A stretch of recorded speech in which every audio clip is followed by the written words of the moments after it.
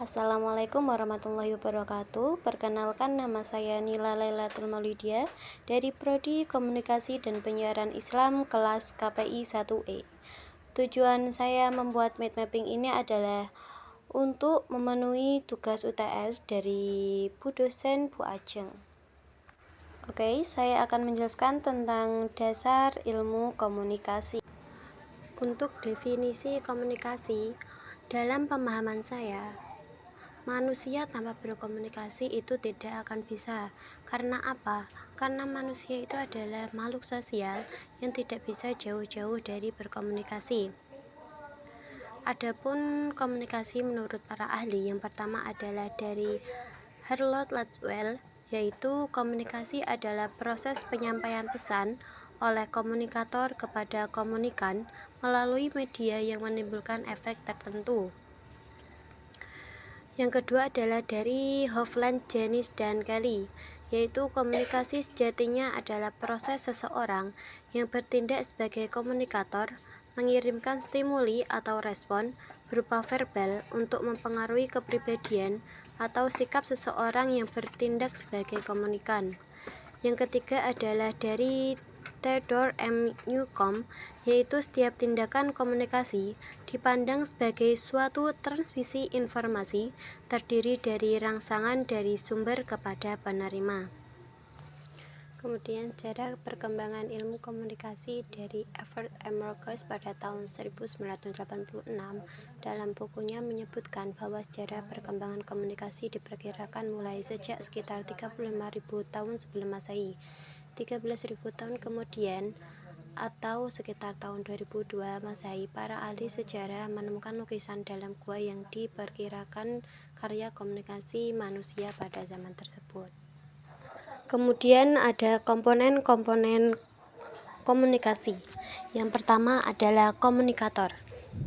Komunikator adalah pihak yang memulai proses komunikasi yang akan diberikan kepada komunikan.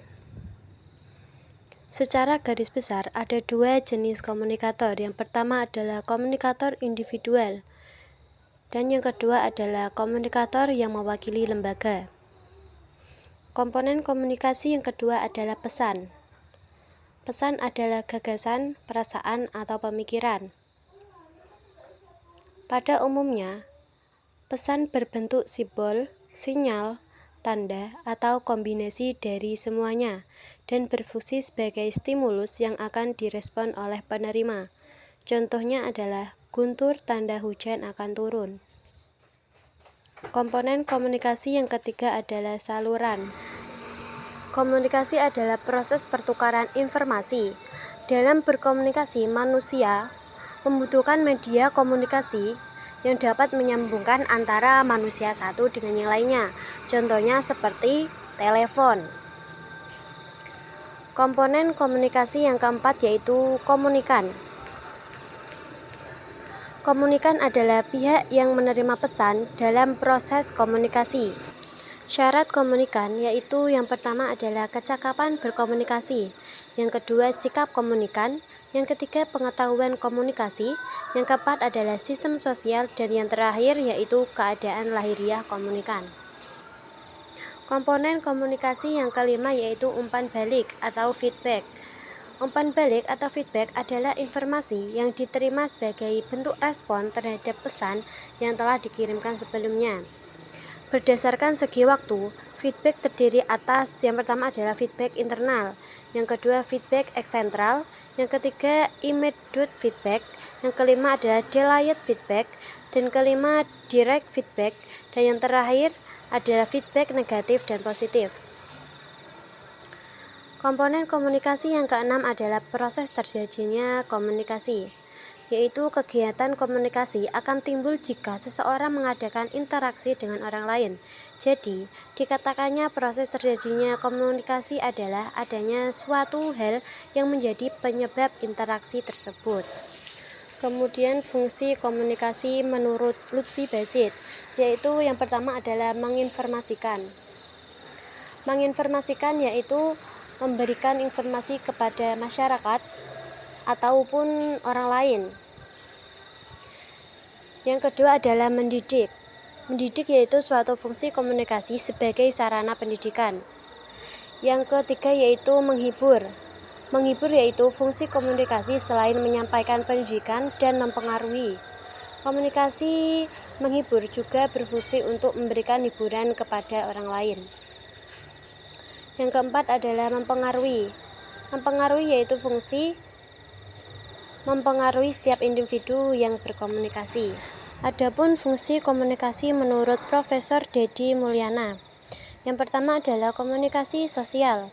Komunikasi sosial setidaknya mengisyaratkan bahwa komunikasi penting untuk membangun konsep diri kita, aktualisasi diri, untuk keberlangsungan hidup, untuk memperoleh kebahagiaan, terhindar dari ketegangan antara lain lewat komunikasi yang menghibur dan menumpuk hubungan dengan orang lain. Yang kedua adalah komunikasi ekspresif, yaitu komunikasi yang dapat dilakukan baik sendiri ataupun dalam kelompok. Komunikasi ekspresif tidak otomatis bertujuan untuk mengetahui orang lain, namun dapat dilakukan jauh komunikasi tersebut menjadi instrumen untuk menyampaikan perasaan. Yang ketiga adalah komunikasi ritual. Komunikasi ritual biasanya dilakukan secara kolektif. Suatu komunitas sering melakukan upacara-upacara berlainan sepanjang tahun dan sepanjang hidup, yang disebut para antropologi sebagai rites of passage. Mereka yang berpartisipasi dalam bentuk komunikasi ritual tersebut menegaskan kembali komitmen mereka kepada tradisi keluarga, komunitas, suku, bangsa, negara, ideologi, atau agama mereka.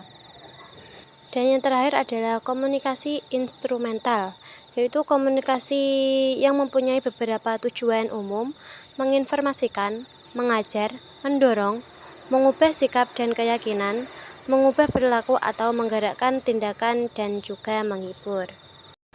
Kemudian ada prinsip-prinsip komunikasi. Prinsip-prinsip komunikasi itu ada 12. Yang pertama adalah komunikasi adalah proses simbolik. Proses simbolik yang artinya adalah sekelompok manusia menyepakati lambang tertentu.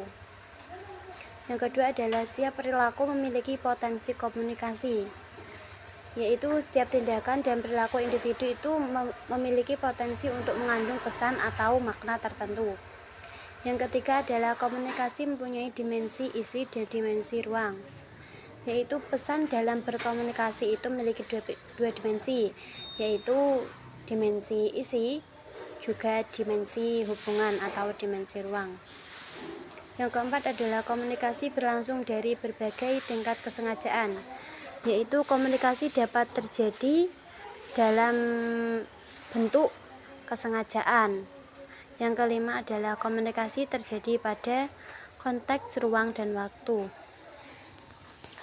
Komunikasi selalu terjadi dalam konteks ruang maupun konteks waktu yang spesifik. Prinsip komunikasi yang keenam yaitu komunikasi melibatkan prediksi peserta komunikasi, yaitu keterlibatan prediksi peserta komunikasi dalam memahami respon yang mungkin dari pihak lain.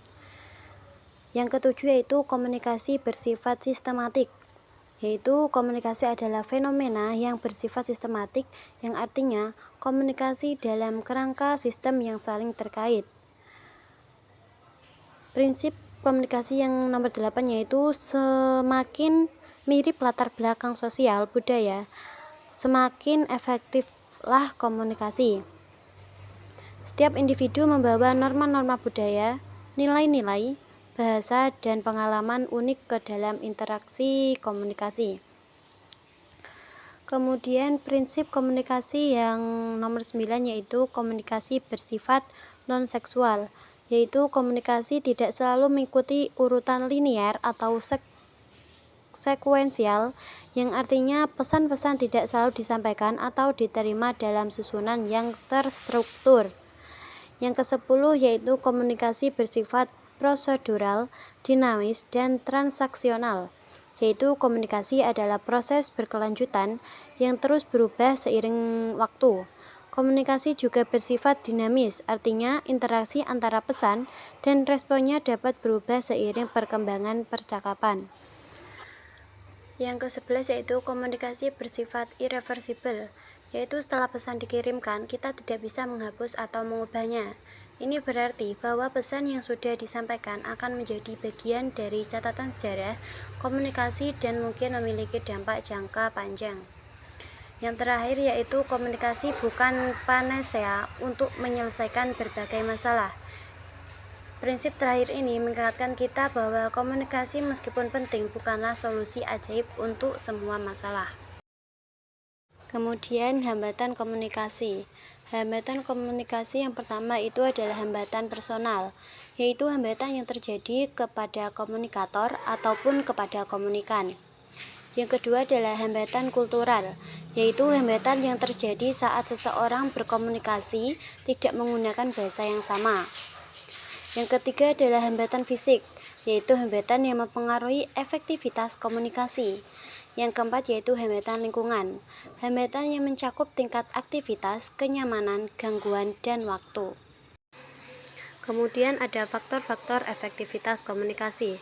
Yang pertama adalah kualitas informasi. Yang kedua yaitu kemampuan berbicara. Yang ketiga adalah perasaan dan emosi. Yang keempat adalah konteks komunikasi. Yang kelima adalah perbedaan budaya. Yang keenam adalah kepercayaan dan hubungan. Yang ketujuh yaitu sinyal nonverbal. Kemudian persepsi komunikasi.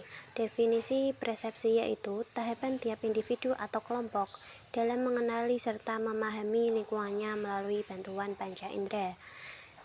Persepsi sosial yaitu suatu proses seorang untuk mengetahui, menginterpretasikan, dan mengevaluasi orang lain yang dipersepsi. Faktor-faktor persepsi. Yang pertama adalah latar belakang pengalaman, yang kedua latar belakang budaya, yang ketiga latar belakang psikologis, yang keempat latar belakang nilai, keyakinan, dan harapan. Komunikasi verbal. Definisi dari komunikasi verbal yaitu bentuk komunikasi yang disampaikan melalui kata-kata. Fungsi bahasa dalam kehidupan manusia, yaitu suatu sistem pengembangan psikologi individu dalam sebuah konteks intersubjektif, bahasa dan makna. Bahasa merupakan alat komunikasi yang digunakan manusia untuk dapat berkomunikasi dengan manusia yang lain. Komunikasi high konteks dan low konteks, yaitu hubungan dengan konteks tinggi. Hubungan dengan orang high konteks juga biasanya lebih awet. Yang terakhir adalah komunikasi nonverbal. Komunikasi nonverbal yaitu komunikasi yang penyampaiannya dikemas dalam bentuk bukan dari kata-kata. Bentuk-bentuk komunikasi nonverbal yaitu gestur. Gestur adalah suatu bentuk komunikasi nonverbal dengan aksi tubuh yang terlihat mengkomunikasikan pesan-pesan tertentu, baik sebagai pengganti bicara atau bersamaan dan paralel dengan kata-kata. Yang kedua adalah penampilan. Penampilan adalah bentuk citra dari diri seorang. Kemudian sentuhan. Sentuhan adalah bentuk komunikasi manusia yang paling dasar. Kemudian artefak. Artefak adalah benda yang dibuat oleh manusia. Kemudian simbol. Simbol adalah gambar yang biasanya melambangkan pesan tertentu. Kemudian warna. Warna adalah spektrum tertentu yang terdapat di dalam suatu cahaya sempurna. Kemudian perbedaan. Ketika orang di sekitar kita merebutkan nilai dari sebuah kepantasan atas sebuah pilihan, sebenarnya kita patut bersyukur karena tidak semua yang mampu menerima sebuah perbedaan. Diam adalah emas, begitu kata peribahasa yang sering dikutip, tetapi sikap diam tidak selalu mendatangkan emas bagi penjabat publik. Fungsi utama komunikasi nonverbal adalah untuk mengirimkan makna melalui repetisi, aksentuasi, hingga komplement. Sekian dari saya. Wassalamualaikum warahmatullahi wabarakatuh.